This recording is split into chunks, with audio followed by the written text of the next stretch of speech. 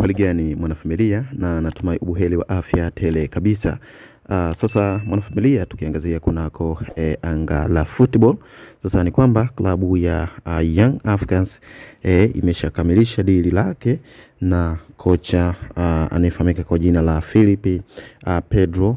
Kocha huyu amekuwa au amejumuishwa na kikosi cha Young Africans kuwa kama kocha msaidizi. Naweza kusema kwamba dili hili tayari limeshakamilika, na ambapo Yanga wamemwajiri kocha wa zamani wa Ekanas ya Finland, Kasapia ya Ureno na timu za vijana za Sporting Lisbon, pamoja na Philippe da Silva Pedro kuwa kocha msaidizi wa timu ya Young Africans. Kocha huyo ataambatana na kocha mkuu Pedro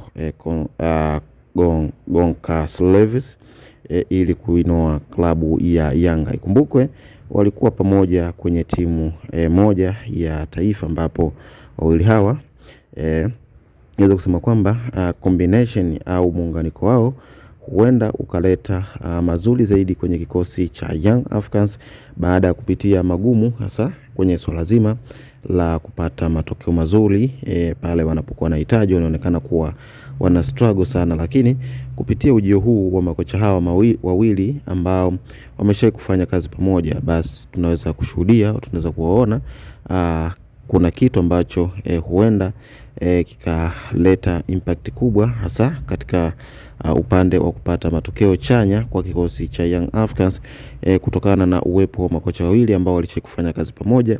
Basi kunaweza kuleta combination yenye nguvu kubwa kwenye kikosi cha Young Africans.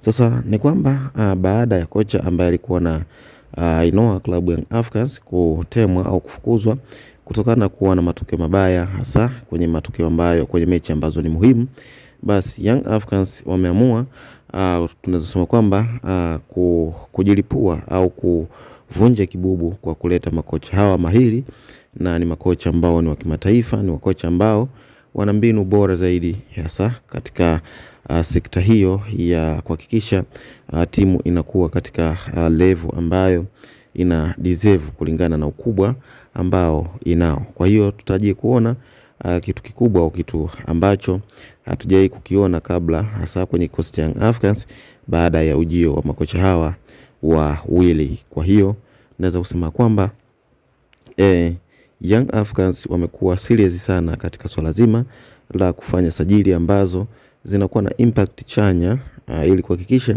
kuwa stable au stability kwenye ubora wao, hasa katika misimu yote mfululizo. Kwa hiyo kitu ambacho Young Africans au kupitia uongozi wa Young Africans naweza kuwasifu ni kutokana na kukataa kuwa chini au kuwa instability, hasa pale wanapokuwa katika wakati mzuri. Kwa hiyo wanahitaji kulinda ule ubora wao ili kuwa endelevu na wa kudumu.